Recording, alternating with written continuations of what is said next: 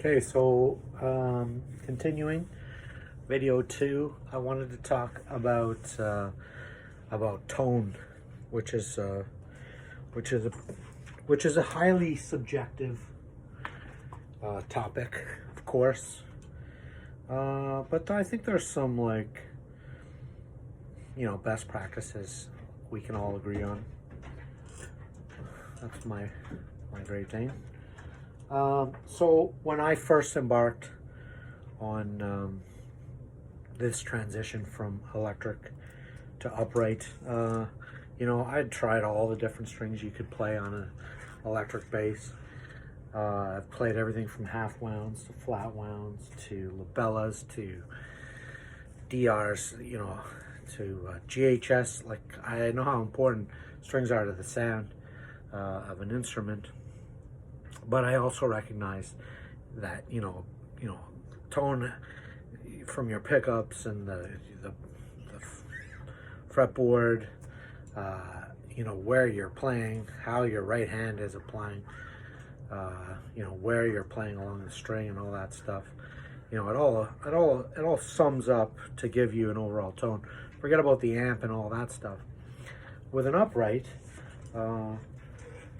assuming we all want to sound good, I'm just going to make that assumption. For me, it was really important to get started and ensure that I was making a good sound. And what's interesting, I guess, one of the first things I noticed when I got this bass, which is just a German plywood bass. Got it from a guy here in Canada, and he let me try a handful of basses, and I picked up this one, and it spoke to me, and I was like, this is the one I want. And he could tell immediately that I'd never touched a bass before, and I had told him as much, that this is what I want to do. I wanted to learn, and so he grabbed the bass from me after I plucked a few strings. And he played a couple notes, and right away I noticed, like, okay, that's the same instrument. All of a sudden it just sounds like huge and just big and round and beautiful. And this guy has been playing. A guy named Dennis Pendrith actually played with Gordon Lightfoot and a pile of other who's who in Canadian music, and he was nice enough to give me a couple of pointers on how to hold the bass, and he said a couple things to me that I stick with me. And I figure somebody who's been playing for as long as he has, he was cutting records back in the 60s, and he's still playing.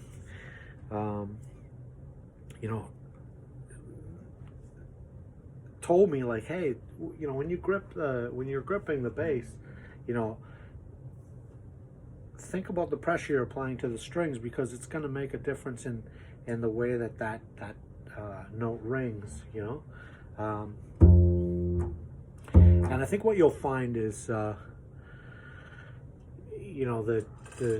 general consensus is you need to be able to apply good firm pressure, and I think that generally is true, but I think there's a point at which you can soften up your grip and it will start to resonate against the fretboard a little bit, and you can hear that.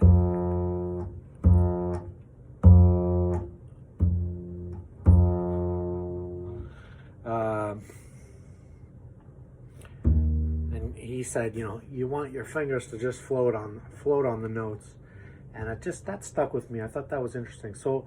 So I'm not going to tell you how hard to press, but what I want you to think about is experiment with different levels of pressure. I think at first you're going to find in this transition that your left hand is going to want to grip pretty hard, and you will just want to find that spot where it's just enough pressure, but listen to the tonal qualities.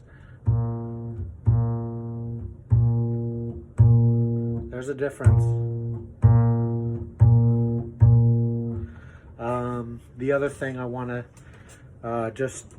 there's different schools of thought on on how to pluck. Right now I'm interested in plucking with one finger because I'm not doing anything sophisticated at this point. I'm just learning, I'm still trying to learn how to play in tune and, you know, play basic triads and scales and whatnot. But what I think you'll find is that for your right hand, you know, you're going to want to play towards the end of your, let me just adjust this a bit, you know, play towards the end of your fingerboard, and you're going to want to get some meat on that.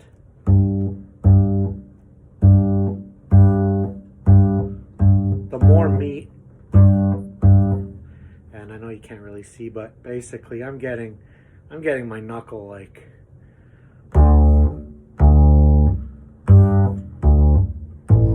I find it's big. It's a lot. So, you know, I think getting a good, you know, getting as much meat in there as possible, and don't be scared to, like, you know, dig in, you know. And that's it. Tone. I don't want to talk about strings. Maybe I'll talk about strings. Actually, I'm not going to talk about strings. The strings I'm using on this bass, I bought a used set of spiral chorus, and I swapped out a set of D'Addario hybrids, and there was something about the attack on the D'Addario hybrids that I found kind of thud. It was a thud I wasn't really liking. These used spiral cores, which I paid like $60 for, to me, really, they sound bad. Like, when I say bad, I mean like they sound like, you know, they sound evil. They sound cool. They sound dope. Anyways, as usual, criticisms, whatever, comments. Until the next video.